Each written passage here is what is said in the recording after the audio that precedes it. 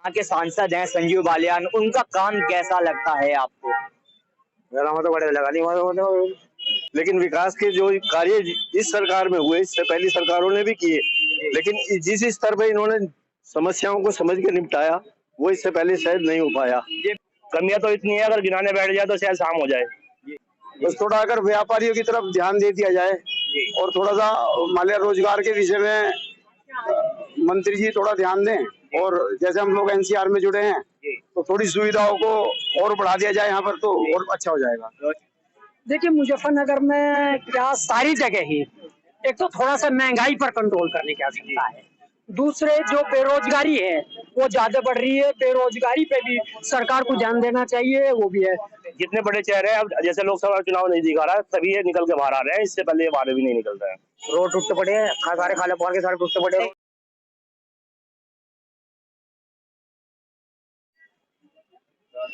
स्वागत है India plus news सचनामा के स्पेशल प्रोग्राम रेता जी के रिपोर्ट कार्ड में। इस समय हम मुजफ्फरनगर में मौजूद हैं और मुजफ्फरनगर के हृदय स्थल शिव चौक पे हम मौजूद हैं और जनता से जानने की कोशिश करेंगे कि इस कड़ाके की ठंड में जनता के अंदर लोकसभा चुनाव को लेकर किस तरह का गर्माहट पैदा हो गया है और किस तरह के मुद्दे जनता ने इस बार अपने मन में ठान लिए हैं, क्या मुद्दे यहाँ पे चुनाव में हावी होने वाले हैं। मुजफ्फरनगर की जनता हमारे साथ मौजूद है, बिना किसी देरी के जनता से हम सीधा आपको मिलवाते हैं। आपका नाम क्या है? संजीव संगम। संजीव जी, क्या कहना चाहोगे लोकसभा चुनाव को लेकर? तमाम पार्टियां अब एक्टिव मोड पर नजर आ रही है, मुजफ्फरनगर में नेताजी का क्या रिपोर्ट कार्ड है? मुजफ्फरनगर में माननीय संजीव बालियान जी द्वारा अनेक कार्य किए गए हैं, जैसा कि मुजफ्फरनगर का रेलवे स्टेशन बिल्कुल नया रेलवे स्टेशन बनकर तैयार हुआ है और रेलवे का जो दोहरीकरण का कार्य बहुत समय से रुका हुआ था, माननीय संजीव बालियान जी उसे लेकर आए हैं मुजफ्फरनगर में और रेलवे का भी दोहरीकरण हुआ है। कई नई ट्रेनें की सौगात मुजफ्फरनगर को मिली है और चारों तरफ हाईवे का एक जाल बहुत बढ़िया, सुरक्षा व्यवस्था जो है, जनता जो है अपने आप को बहुत सुरक्षित महसूस करती है। तो जो तमाम चीजें आप जैसे बता रहे हैं, आपको क्या लगता है लोकसभा चुनाव में तमाम जो चीजें कराई गई है इनका कोई असर पड़ने वाला है? जनता इन कार्यों से प्रभावित हो सकती है? यदि जनता में सुरक्षा का भाव है और जनता अपने आप को सुरक्षित मानती है तो बिल्कुल इसका प्रभाव पड़ेगा और जनता जो देगी अपनी सुरक्षित, जो हम लोग निडर होकर बिल्कुल रह रहे हैं और माननीय मोदी जी का जो हम लोगों के ऊपर आशीर्वाद है और मोदी जी द्वारा जो देश का निरंतर सम्मान बढ़ाने का जो कार्य किया गया है, अभी जैसे राम मंदिर हमारा बनकर तैयार हो गया और 22 तारीख में मूर्ति की प्राण प्रतिष्ठा होगी उसमें, तो इसका बहुत अधिक प्रभाव पड़ेगा जनता के ऊपर। जनता मोदी जी को समर्थन देगी पूरी तरीके से और हमारे माननीय मंत्री जी को भी समर्थन मिलेगा। जी बिल्कुल, देखिए लगातार कार्य यहाँ पर गिनाए जा रहे हैं और लोग भी मौजूद हैं। आपका नाम क्या है? आप भी बता दो। महेंद्र नाथ। आप क्या कहना चाहोगे? जिस तरह की बातें ये बता रहे हैं, कितने संतुष्ट हैं आप इनकी बातों से? बिल्कुल संतुष्ट है, पूरी हर बात से संतुष्ट है इनकी।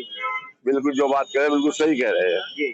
मोदी जी का राज है, मोदी जी रहेंगे 5-10 साल जितने रहे ना उन्होंने, उनकी वजह से हो भी रहा है।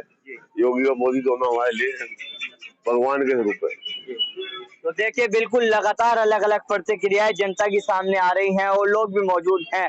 आपका नाम? मनीष चौधरी। चौधरी साहब, क्या कहना चाहोगे? किस तरह की चीजें आपको लगती है, क्या वो मुद्दे हैं जो अभी भी चुनाव में सामने आ सकते हैं? देखिए जो मुद्दे आज की डेट में चल रहे हैं वो सब धर्म को लेकर के चल रहे हैं, लेकिन मुद्दों की जो जरूरत है वो हमारे जिले के अंदर, जैसे कि आप देखते हैं हमारा मुजफ्फरनगर जिला एनसीआर में है, एनसीआर को लेकर के परमिट करके इतने नियम यहाँ पर बना दिए हैं कि उसमें व्यापारी भी बहुत आहत है और जितनी भी सुविधा एनसीआर में यहाँ मिलती है शायद वो यहाँ पर नहीं मिलती। आने वाले समय में अगर कोई सरकार या कोई लोकसभा का नेता यहाँ से खड़ा होता है, सर्वप्रथम जो एनसीआर का जो जुमला यहाँ के जितनी भी जनता है उनके ऊपर थोपा गया है वो बिल्कुल नाकाफी है, जिसमें आप देखते हैं कि जितने भी बड़े व्यापारी हैं उनको कहीं जनरेटर के नाम पे परेशान किया जाता है, कहीं टैक्स के नाम पे परेशान किया जा रहा है और आप देखते हैं कि लगातार धर्म के नाम पर जितना भी प्रचार चल रहा है वो सिर्फ धर्म भाई तक ही सीमित है और जिसका क्रेडिट कुछ बड़े नेता लेते हैं जो कि नहीं लेना चाहिए। तो क्या लगता है, मतलब अभी भी कहीं ना कहीं कुछ कमियां हैं जो जैसे व्यापारियों की आपने बात की है? कमियां तो इतनी है, अगर गिनाने बैठ जाए तो शायद शाम हो जाए। तो ये तमाम चीजें चुनाव में सामने रखेगी जनता यहाँ पे। जितने बड़े चेहरे हैं, अब जैसे लोकसभा चुनाव नहीं दिखा रहा है, तभी ये निकल के बाहर आ रहे हैं, इससे पहले ये बाहर भी नहीं निकल रहे हैं। जी, तो देखिए कहीं ना कहीं जनता की अलग अलग प्रतिक्रियाएं हैं।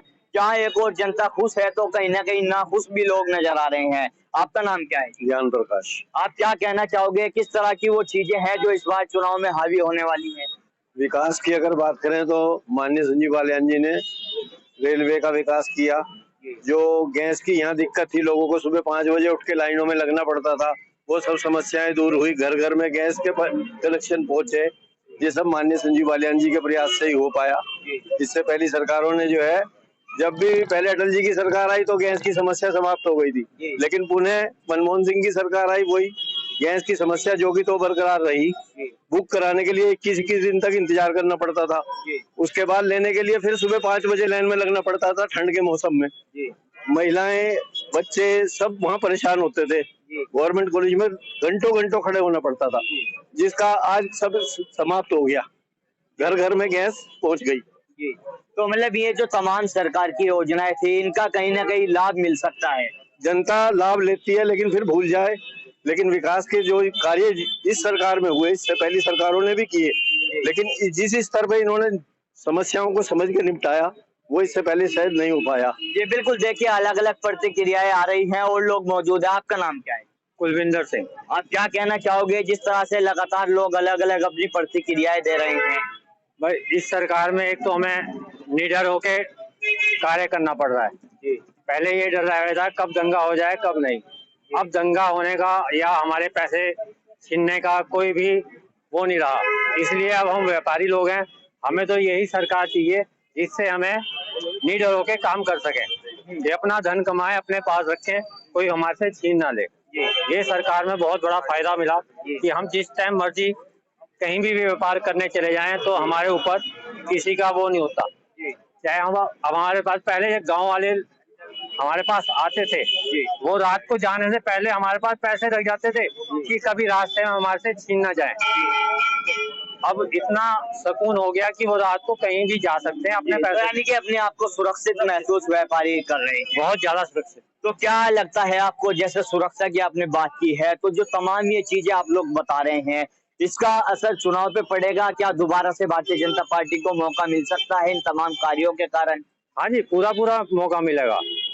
इसके उपलक्ष्य में कोई है ही नहीं चाह रहा। हम तो पूरा समर्थन करते हैं दिल जान से।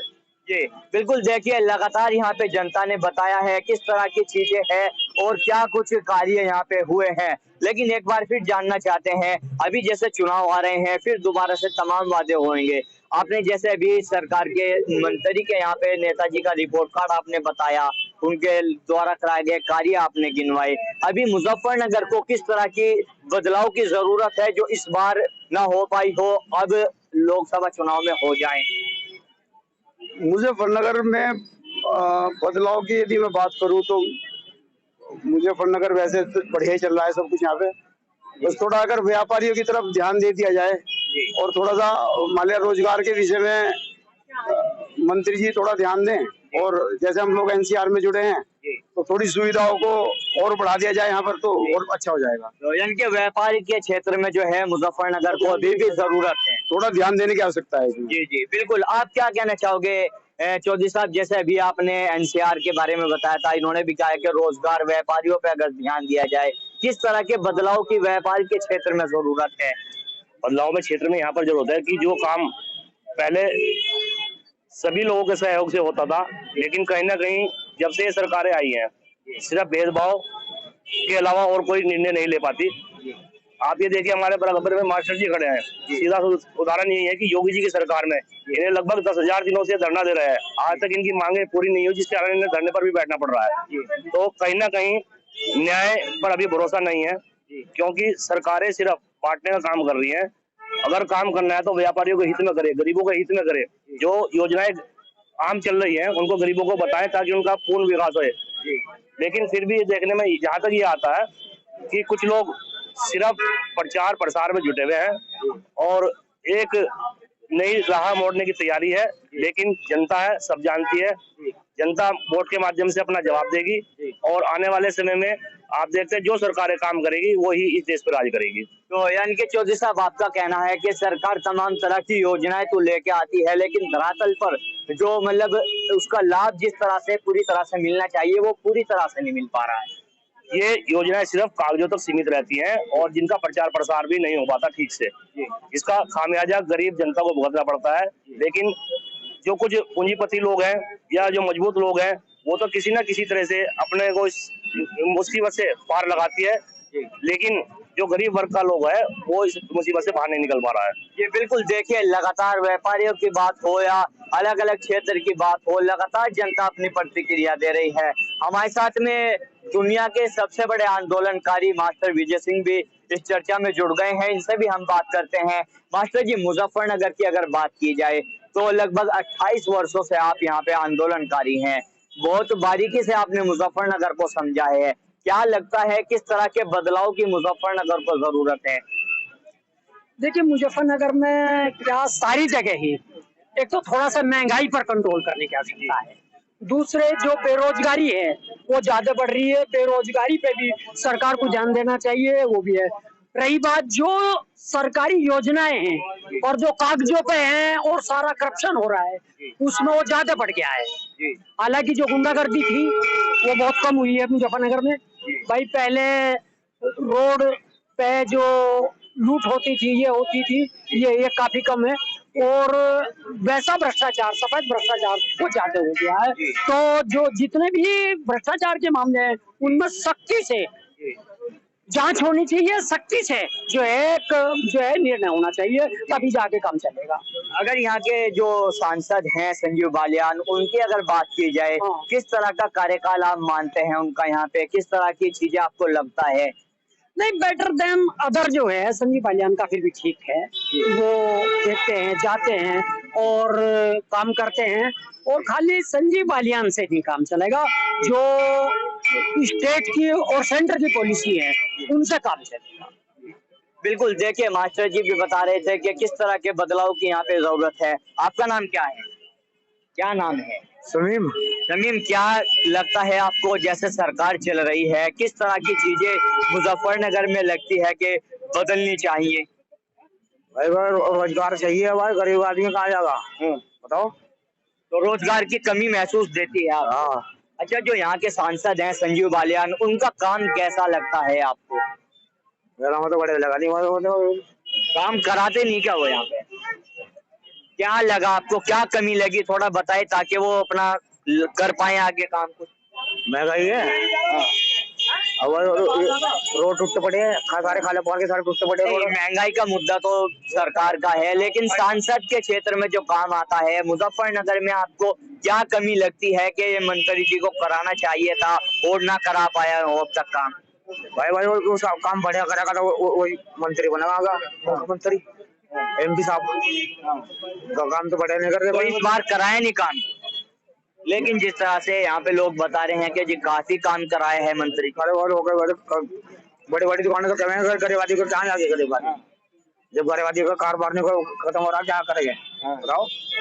बिल्कुल, देखिए लगातार जनता ने अपनी अलग अलग प्रतिक्रियाएं दी है और सचनामा इंडिया प्लस न्यूज का स्पेशल प्रोग्राम नेताजी का रिपोर्ट कार्ड गांव-गांव जाकर, गली गली जाकर जनता की जो मुद्दे इस बार चुनाव में हावी होने वाले हैं वो हम आपके सामने लेकर आने वाले हैं। मुजफ्फरनगर से आज इसकी शुरुआत कर दी गई है और लगातार आपको अब सचनामा इंडिया प्लस न्यूज पर जनता की प्रतिक्रियाएं मिलती रहेगी और जनता से जुड़े सवालों को हम जो यहाँ के सांसद हैं, जो नेताजी हैं, उनसे भी हम पूछेंगे कि आखिर किस तरह की जो कमियां जनता उनकी गिना रही है वो कैसे इन तमाम कमियों को दूर कर पाते हैं।